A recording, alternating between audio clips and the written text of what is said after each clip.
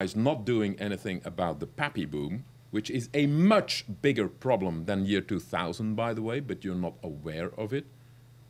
It's a much bigger problem than year 2000, but you're not aware of it.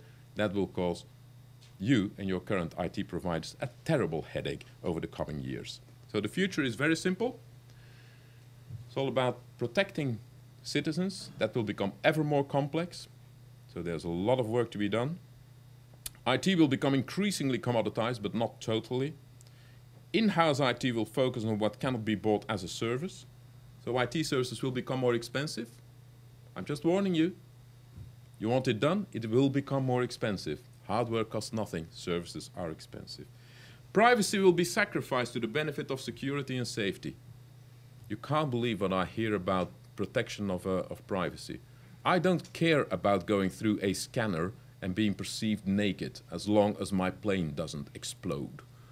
If I have to choose between privacy and not exploding, I know what to do. Companies will need to pay for all services. The silliest thing that we IT companies do is respond to your request for proposals free of charge. I crash my car, I go to the garage, I say, how much will it cost? They say, I'll make you a quote and it'll cost you 50 euros. That's normal. Flemish government publishes a request for proposal. I spend $1 million to prepare the answer for it, and I was the glorious second. Okay, that's not normal, that'll change. And humans will continue to rule over the machines for the foreseeable future, although I cannot guarantee that. Last slide, final word of advice. A lot of IT directors currently admit that they are incapable of keeping up with the speed of change in information technology. The best ones amongst them are the ones that manage to separate the useless hype, and there's a lot of useless hype in my industry, believe me, the ones that are able to separate that useless hype from the real potential business contributors. Technology is only technology. It's about applying technology. So my advice to you is get independent advice. If you're working with Unisys today, get the advice from IBM. If you're working with HP, get it from somebody else. People who can advise you on doing the things right and who did the job before or who understand why the current ways don't work. Don't demand 50 references to your IT suppliers. Because if you have a creative, innovative one, he's never done it before. If you ask for the references, you will never be innovative. Ladies and gentlemen, I sincerely apologize for having overrun 2 minutes and 30 seconds. I'll buy you a beer afterwards. Thank you very much.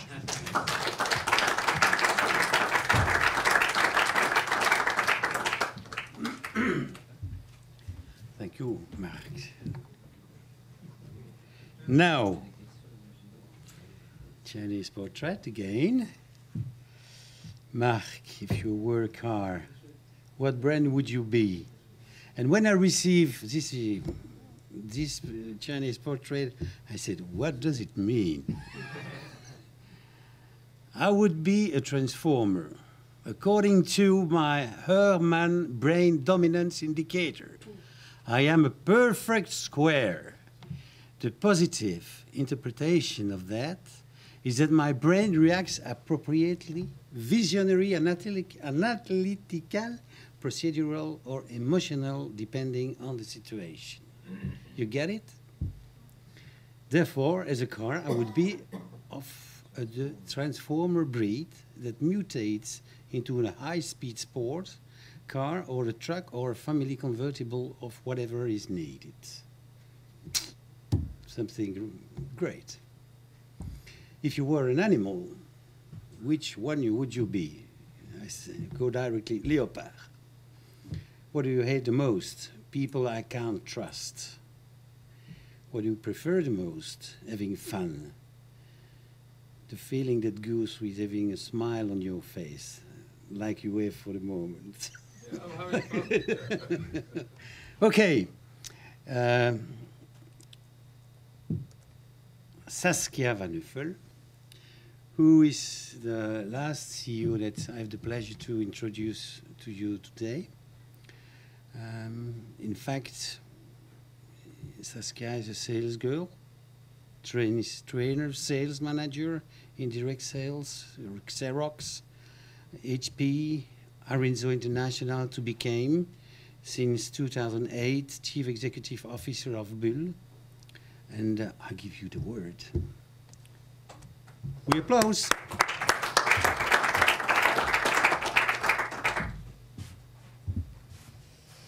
So, 20 minutes. Then we're back in time. Maybe a little bit about myself, and by the way, my name is Van Uffelen. I paid for all characters, so I want to use them all. A career full of transformation. So yes, it's true. I've lost a lot of my career I've done in sales, although my education is physical education, so completely something different than IT. However, something must go wrong in life. With me, it was IT. So I had the experience of being at Compaq. I had the great experience of doing the integration with digital, and that done, then they announced that we will join the blue company, which was HP at that time. So I have had a lot of change to manage in all my career, and I've mentioned some others, from old to new. But not only that, from low margin to high margin. Every IT company at a certain moment in time had a problem of margin. When I started, it was 43%. Today, it's still 4 and 3, but not sure about the exact order. From products, you mentioned it also, Marc, we have to move from products to services, because the margin of the products is still linked with the mainframe, but not really covering for all investment costs we have to do. And there's also an aspect of doing a one-time revenue and a recurring revenue, which also changes completely the model, the people, the organization with whom you're working. And certainly, or you live in a company which has been taken over, or you live in a company which are the ones who take over. Anyhow, it's a question of change, and being a chameleon, already mentioned before, helps a lot in surviving in those circumstances. So my intention, as everybody will go and see Marc afterwards to ask a lot of questions about IT, I will only present very briefly Bull as a company, but more what made me in some cases successful, and try to share with you what for me were the different aspects. Firstly, everything has to do with people. Because bringing people together is bringing more chance to a solution. That's what everybody says, because you get more creativity, you get more diversity, you get more ideas in the room. Although I also have learned that the same people which can bring you the solution are in a lot of circumstances also the reason for the issue. So it's not one solution fits all aspect. People can be extremely valuable, but it can be extremely tough also, and to find a good balance is certainly one of the aspects which I've been confronted with. So when they've asked what helped me to be successful, adequate judgment on people, Fingerspitzengefühl, get a good sense on who is who can work with who, what can be the value. What are the competences of somebody? What are the competences I need? And who are the people which I can surround myself in having the needed competences in order to be successful? By the way, I try to be lazy, so I try to surround myself with a lot of good people. Didn't succeed yet, to be lazy, I mean. Which ambitions have the people? We are referring to the Generation Y. Their ambitions are a little bit different than the Pappy Boomers, than the one who will follow. But it's very important to know. You can't always answer to the ambitions, but at least if you know them, you can react on it and you can take it into account. What's the importance of the right attitude? A lot of things can be helped, but having people with the wrong attitude in the company is killing the company. So what is the right attitude? What is the wrong attitude?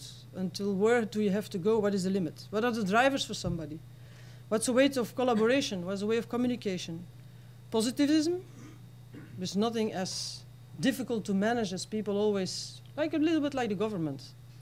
Nobody's proposing a solution. Everybody's saying that whatever is proposed is not good. Realism, and last word, not less important, is a lot of passion, because passion gives energy.